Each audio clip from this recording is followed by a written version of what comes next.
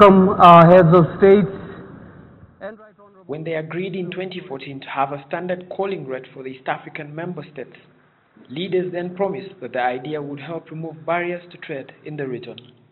And indeed it became evident in the first months of the implementation of the network area that the idea was paying off.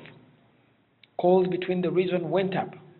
One report indicates that calls between Kenya and Rwanda jumped from an average of 64,000 to 1 million. Rwanda's President Paul Kagame had an explanation for why this success hasn't spread to infrastructure projects.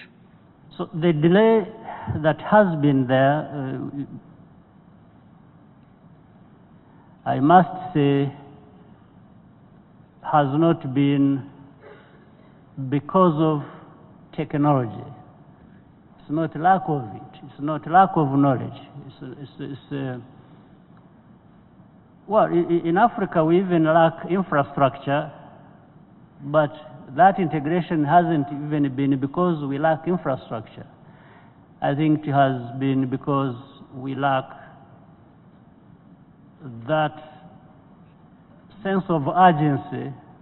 Kagame, who was speaking at a panel discussion with 7 other heads of states in Kigali, offered what he said was a solution. But I think we need to invest more in our political will and sense of urgency, which will speed up everything else. In fact, starting with what we already have and what is possible within our means that we don't yet have. East Africa currently has over 73% of its population as young people. Kagame was asked that this group was not being put to good use.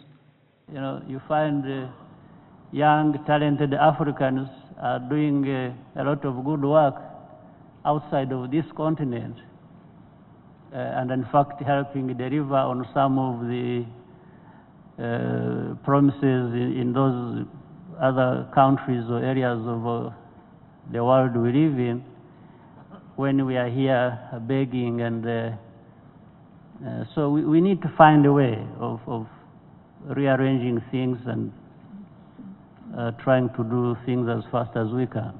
The Transform Africa Summit, a meeting of over 3,000 experts, leaders, innovators and funders, entered its second day in Kigali today.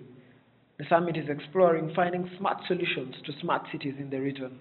Uganda's Minister for ICT, Frank Tumwebaze, used the summit to ask Kagame about how to phase out old technology in cities. Not much is being talked about the need to look at our physical planning. Urbanization is driven by how we plan cities. And now that we are saying we must go smart, this comes with new practices.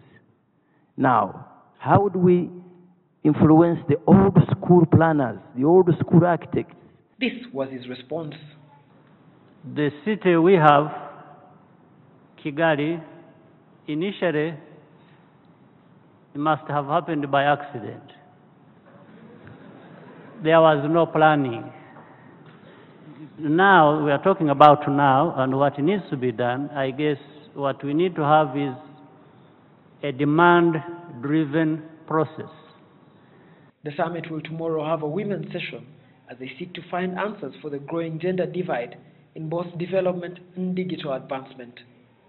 Raymond Mujunili, NTV.